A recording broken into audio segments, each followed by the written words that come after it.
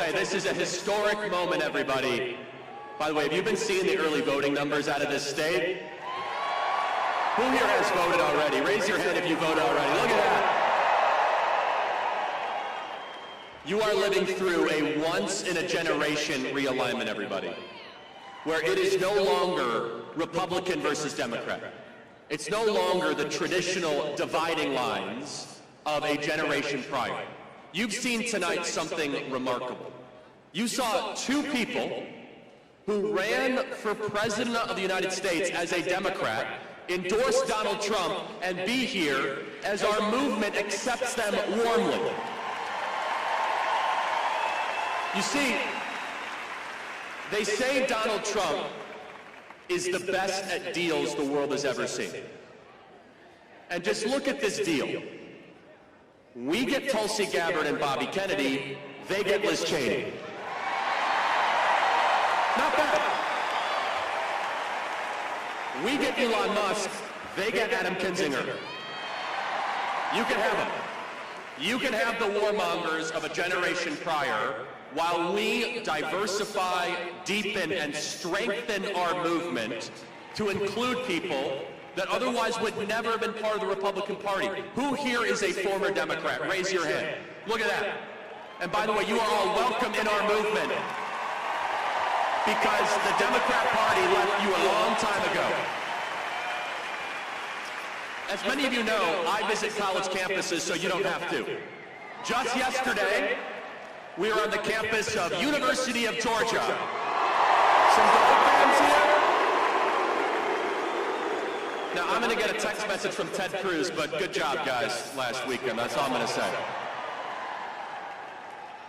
It was so amazing. Off to the side, there was this sad, pathetic display of misfits of 5 people at the Harris Walls table. And just feet away, we had 5,000 students attend our event at the University of Georgia. 5,000 students. In fact, the Democrats are so confused at what is going on. Never before has conservatism, the ideas of freedom, liberty, American exceptionalism, been so popular on these college campuses. You see, they're feeling what you're feeling, but even more so. This is the most depressed, sick, medicated, anxious generation in history. They're the first generation since George Washington to have their life and their standard of living worse off than their parents. This is a broken social contract, and how many of you feel as if the DC political class has forgotten you? The college students that I'm talking to, when they hear Kamala Harris continue on her diatribe of nothing, they recognize and realize that the DC political elite has failed them for one exception. That there were new wars under Bush and new wars under Obama and new wars under Biden, but for 4 years there were no new wars. And that for the last 4 years people have been getting poor. In Atlanta, in order to buy a home when Donald Trump was president, you needed to make $75,000 a year. Now it requires $135,000 a year, and interest rates are near 10%. And understand, this is intentional. They're trying to create a nation of renters because when you rent, they can control you. When you own property, you're a free citizen, and they can't tell you what to do.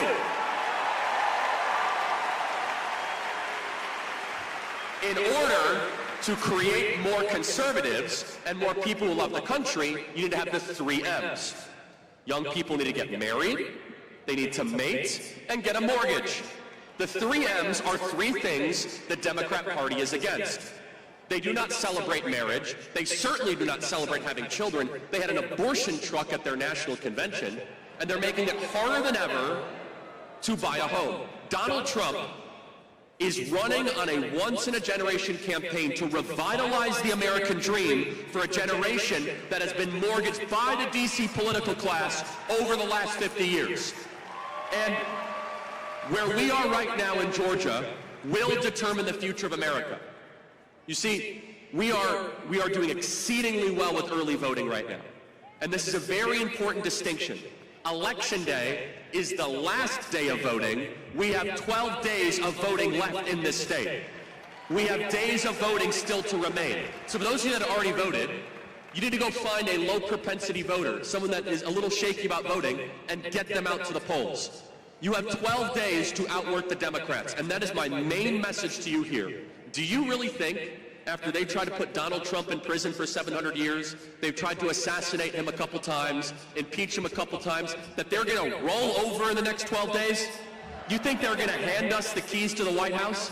What Tucker said is correct. The early voting numbers are good. The voter registration numbers are good. We draw crowds 10 times, 100 times bigger than them. But you're trying to tell me that John Brennan and James Comey and Clapper and Susan Rice and Barack Obama are just going to say, you know what, we're 12 days out. Go have the White House, MAGA. No. Instead, you must be on guard. In fact, you must be vigilant that these people are going to try something in a panic despair, the likes of which we've never seen, because they know that their time is running out. They know the American people are ascendant and that their time will soon come on November 5th. So what does that mean? And you could smell it in the air. You could smell the panic. You can smell the desperation. You could smell the disgust of what they see coming forward. And the thing that scares them and terrifies them more than anything else, is that we not just vote, but we get new people to go vote, and we chase every single voter in this state, and in Arizona, and in Nevada, and Pennsylvania, and North Carolina, and Wisconsin, and Michigan. You see, you're going to be able to tell your kids and your grandkids about this moment. You're going to be able to tell them about the moment that you were in Georgia, and the entire country was put in jeopardy. You were going to be able to tell them about when the Constitution was put in suspense. And that is why this election feels bigger than any other election that we lived through. Because it's not just the typical corporate tax rate debate that we have enjoyed. Instead, it is so much bigger. It is civilizational defining. And you need to go to every single person you know and say, are you voting for Trump? I don't know if I'm going to vote. And you have to repeat this. You say, no new wars, no tax on tips, no tax on overtime, no tax on Social Security, largest deportation effort ever, drill baby drill, gas prices low, restoration of the Constitution, Supreme Court justices we can trust, and end to the lawfare. Those 10 things you tell every swing voter you know in this state, and you commit it to memory.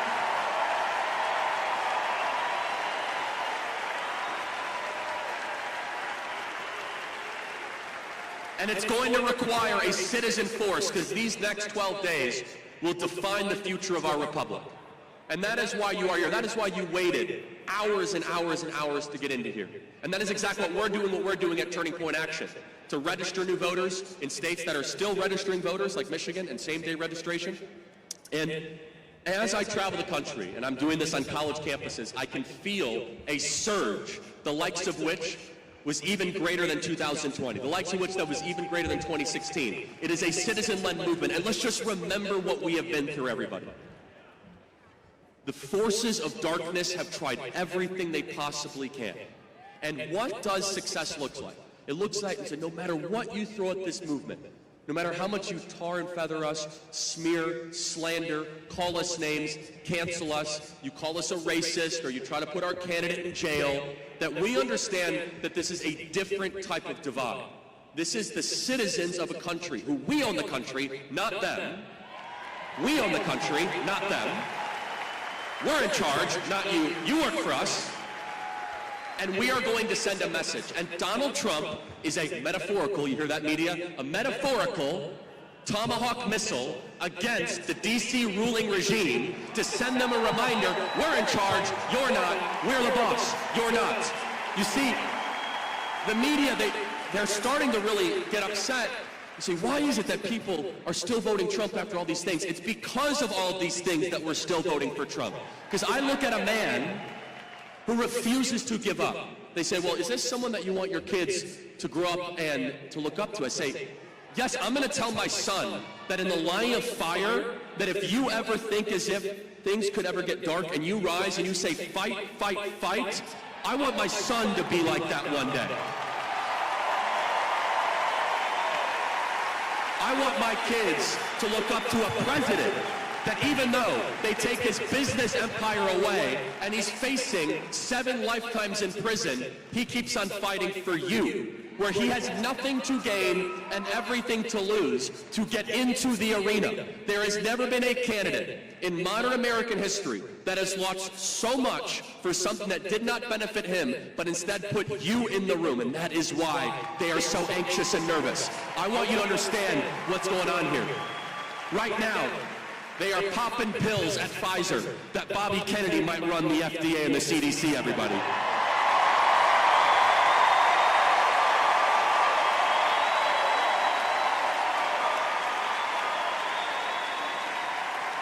Right now, the warmongers in DC are shaking. They're trembling like a leaf that Tulsi Gabbard might go in and expose the fraud of us sending $200 billion to Ukraine while our border remains wide open.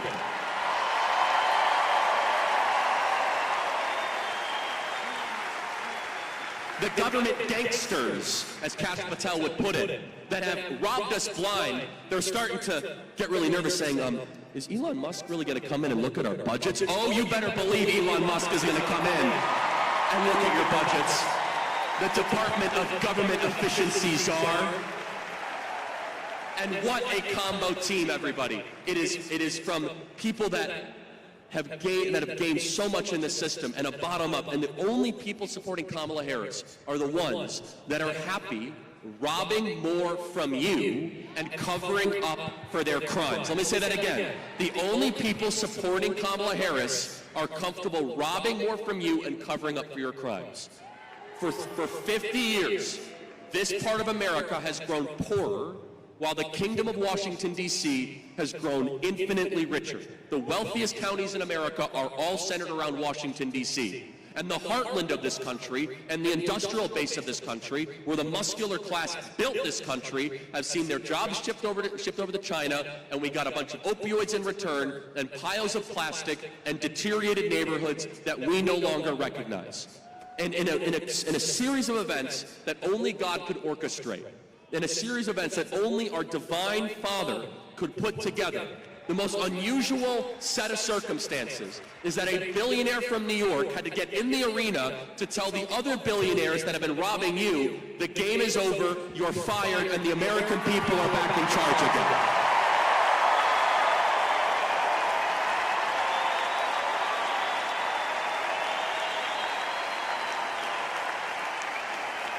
I will close with this. We are here in a state that is a very Christian state, a state that loves God and loves Jesus. If there was my biggest concern of this election, it is the faithful, it is the pastors that are not engaging right now in this election. We have 12 days left, and you need to lovingly challenge pastors that are silent, that you have a biblical obligation to engage in this election, that you have a biblical obligation to fight evil and to exalt righteousness. For no other reason than 320,000 missing kids on our southern border right now, which is modern-day slavery, and Donald Trump will put an end to it. Donald Trump is the most pro-life president in American history, as he was responsible for the reversal of Roe versus Wade, moved the embassy to Jerusalem, and more than anything else, everybody, is on the other side. The Democrat Party supports everything that God hates. The Democrat Party is espousing the death of the unborn, the mutilation of our teenage kids, open borders, the destruction of our sovereignty, the elimination of our currency status. I believe there is a spiritual battle happening around all of us, but don't expect a spiritual victory if our own pastors do not engage. Right now, this state is a Christian state. I want to see that to continue. But we need the faithful. We need those of you that have influence over your congregation to put pressure on your pastors. And those, if you're a pastor watching this right now, I hope this touches you. I hope you, and I'm looking right in the camera right now, I hope you give a Sunday sermon and you talk about how the Democrat Party believes everything that God hates. I hope you tell your congregation how to biblically vote. I hope you challenge them and tell them to get in the arena. Because everybody, we have 12 days of voting left. This state will determine the future of America. Go vote now. Fight evil. Get in the arena. And if we do that, on November 5th, we'll be looking at that beautiful CNN clip. Donald Trump elected the 47th president of the United States. God bless you guys.